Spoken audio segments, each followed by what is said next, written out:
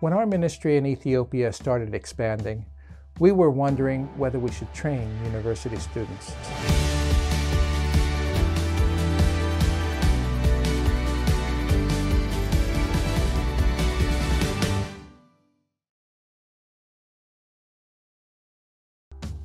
Some people had the attitude, no, there's thousands of pastors and evangelists that need to be trained. Students are a low priority. Why should you spend your time training them? But we heard of their zeal for the gospel, and after talking with the student leader for the denomination, we decided, let's give this a try for a year. Let's train some Ethiopian students in sharing the gospel and following up with new believers. At the end of our first training, one of the female students said to me, I know that people said that it's not important to train us. Don't waste your time. But I want to tell you, we are the future of Ethiopia. When you are training us, you are training the future of this country. The first group we trained had 100 students from the Soto area. After training them, they said, it's not enough that we are trained. We want to go out and train more people before we go out and share the gospel and follow up with new believers.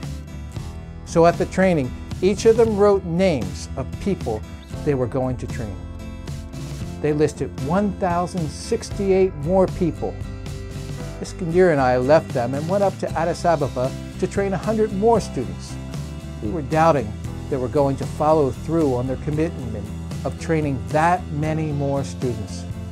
But even as we reached the capital, they were calling us, asking where the materials were for the training of the students.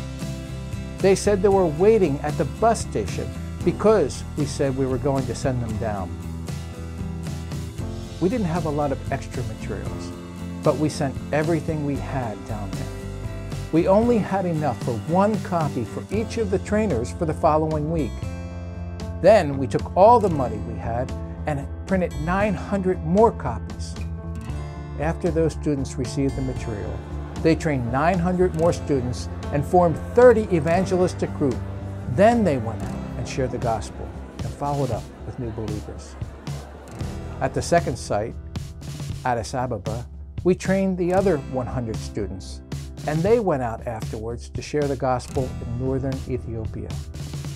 They knew that this was a religiously dangerous place, but still they went out and shared the gospel.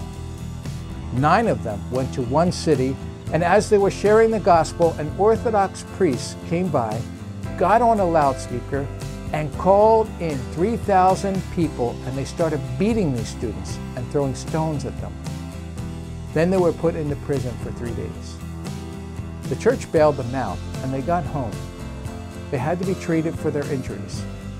But a week later, they said they were going back.